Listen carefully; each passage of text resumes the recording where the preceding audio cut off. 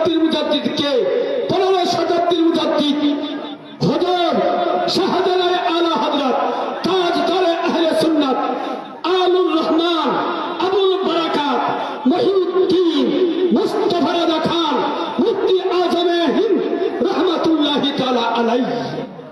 এই শতাব্দীর মুজাদ্দিদ মুফতি আজম হিন্দ রহমাতুল্লাহ আলাইহি, তার পিতার নাম আলা হযরত ইমাম ইশক মোহাব্বত ইমাম আহমদ রাজা খান, তার পিতার নাম আল্লামা নাকি আলী খান, তার আব্বার নাম আল্লামা রাজা আলী খান রহমাতুল্লাহ আলাইহি।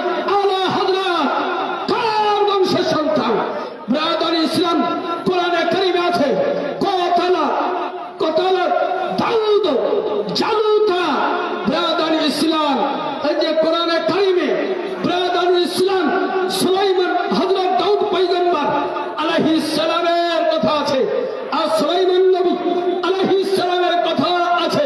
ব্রাদার ইসলাম ওই যুগে একজন বাদশা ছিলেন, ওই বাদশার নাম হলো তালুত বাদশা। ওই বাদশার বংশধর হলেন আলা হযরত ইমাম ইশক মোহাব্বত ইমাম আহমদ রাজা খান রহমাতুল্লাহ আলাইহি।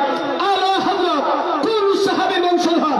আলা হযরত রহমাতুল্লাহ আলাইহি পিতা হলেন কয়েস আব্দুল রশিদ রাদিয়াল্লাহু তাআলা আনহু, সাহাবী রাসূলের বংশধর। তার মা কোন সাহাবী বংশধর? তার মা ছিলেন খালিদ ইবনে ওয়ালিদ সাইফুল্লাহিল জব্বার। খালিদ বিন ওয়ালিদ রাদিয়াল্লাহু তাআলা আনহু দুটির বংশধর আলা হযরত ইমাম ইশক মোহাব্বত ইমাম আহমদ রাজা খান রহমাতুল্লাহ আলাইহি। ব্রাদার ইসলাম মুফতি আজম হিন্দ 15 শতাব্দীর মুজাদ্দিদ